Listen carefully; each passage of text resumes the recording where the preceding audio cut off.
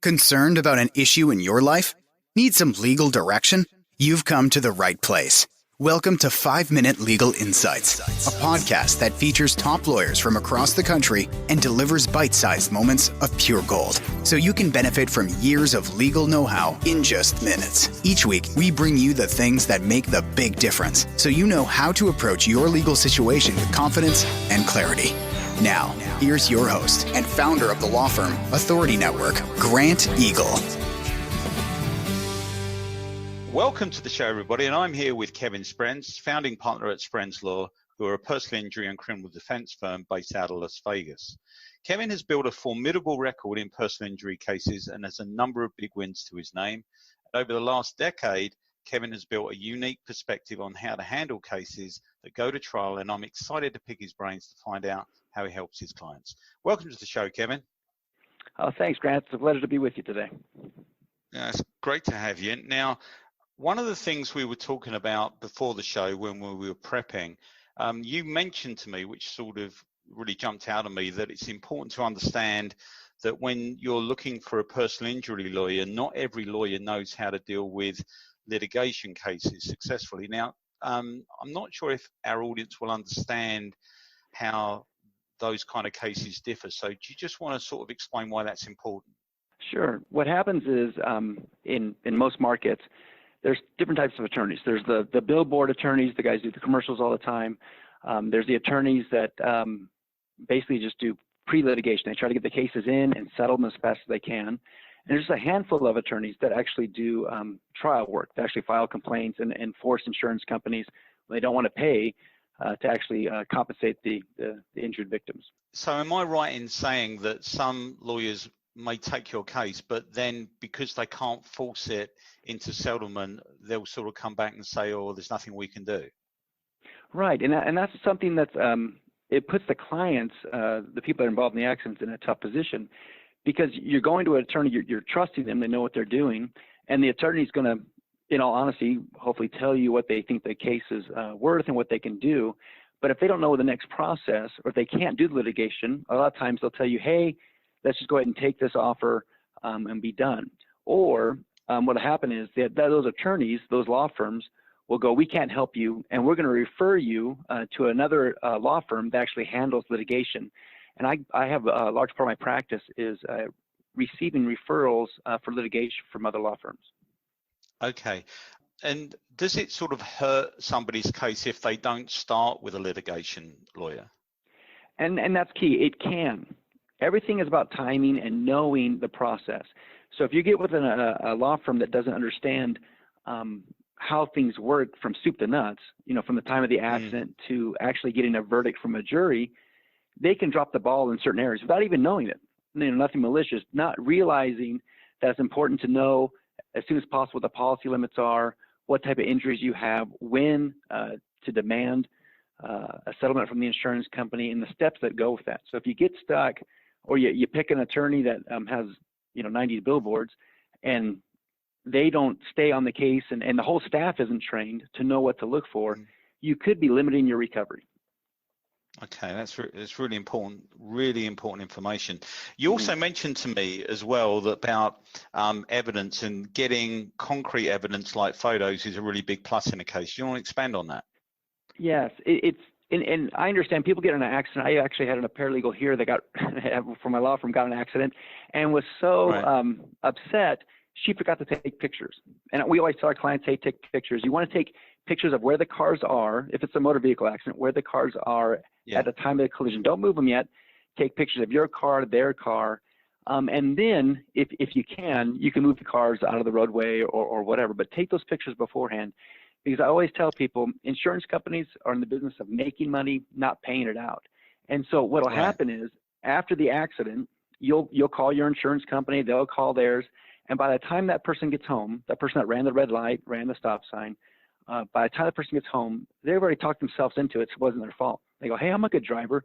That person stopped for no reason, or that person should have been looking, they should have stopped for me. And they'll tell their insurance company, it wasn't my fault.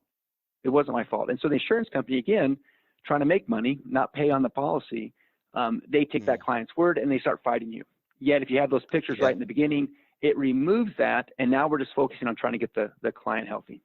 Yeah, it's happened to me actually, when someone was blatantly in the wrong and they literally admitted it to my face.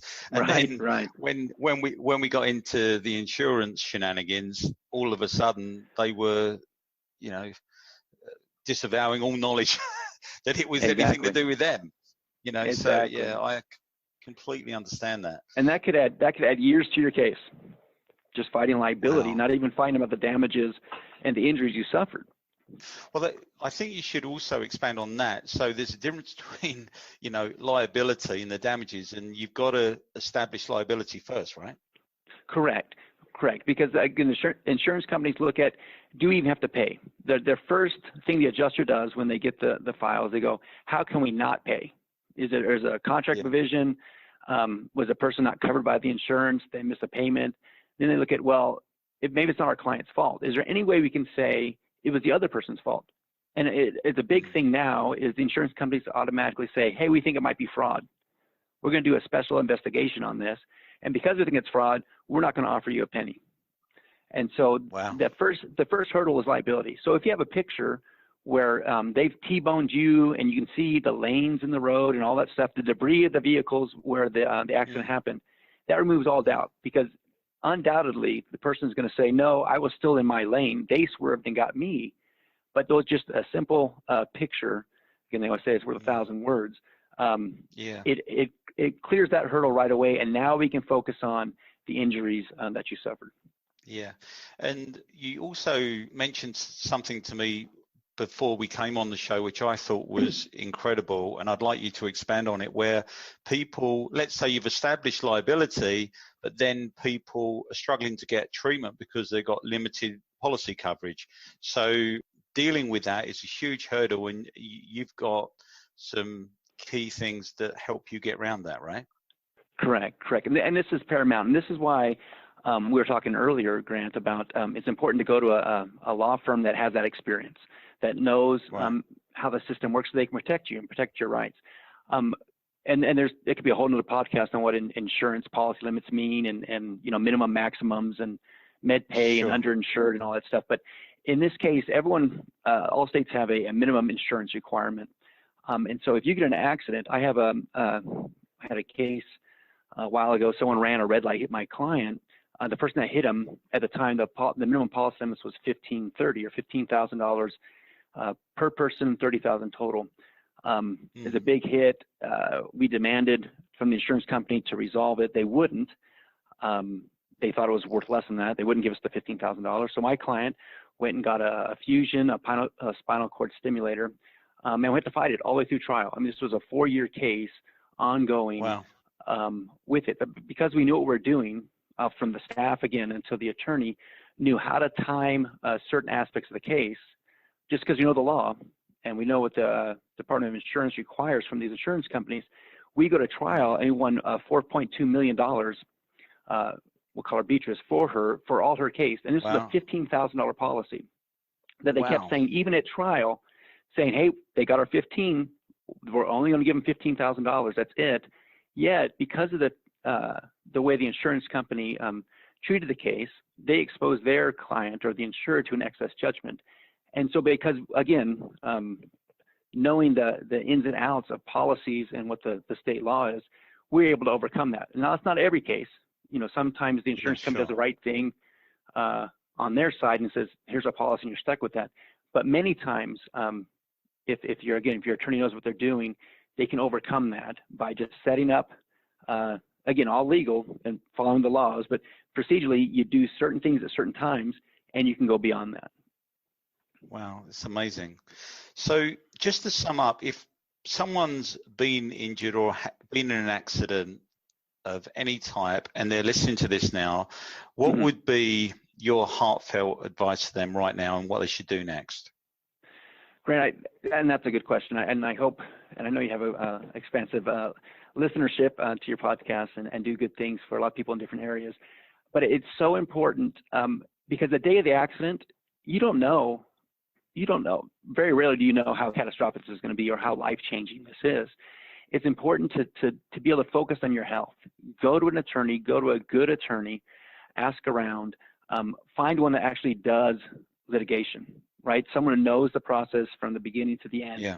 So that attorney can handle all the other stuff, from dealing with the insurance companies to getting medical records, where all you have to do is go to the doctor, listen to them, and get better.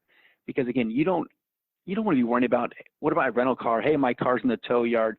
Does this doctor any good? Can I do it? And then have some attorney or his staff that goes, hey, there's only $25,000 here. You better stop treating. That's all we're going to get. And that's Sure. And that happens. Yeah. I bet you that happens 90% of the time on these larger cases. I have a case going right now. It was a head-on collision. Guy jumped over, fell asleep, jumped over the lanes and hit my lady head on. She has $25,000 just the night of, and is still suffering. And then the insurance company, again, we did the right things at the right time, and now that policy is exposed, and now they're scrambling, filing many motions with the court, trying to get us to have to take that policy, and we keep winning these motions with the court. So I guess circling back to your original questions, what do you do? Get with a good attorney in the beginning. Don't feel like, oh, I'm not the kind of person that sues. I don't want to be that person.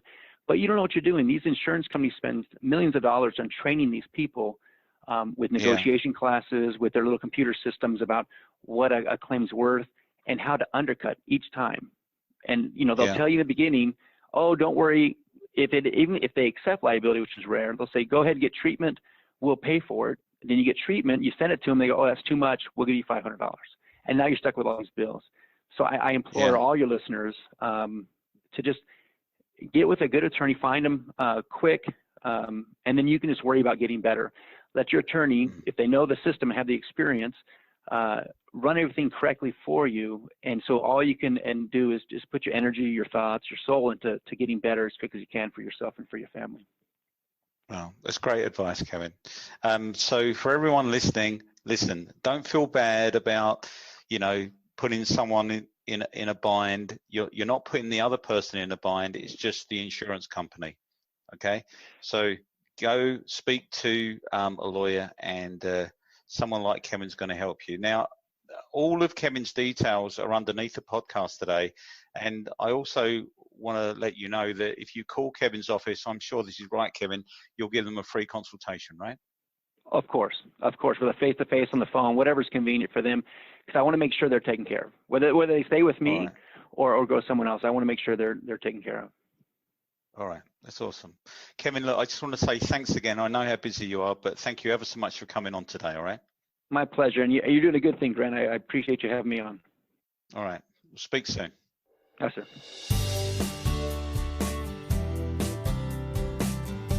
Thanks for joining us in this episode of 5-Minute Legal Insights. If you'd like to contact our featured guest, just check the highlights on their episode page at www.legalinsightspodcast.com, and you'll find their phone number, email, as well as their website.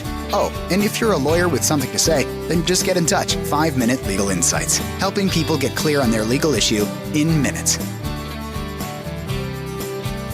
The views expressed by the participants are their own and are not endorsed by 5-Minute Legal Insights. Nothing said in this podcast is legal advice for you.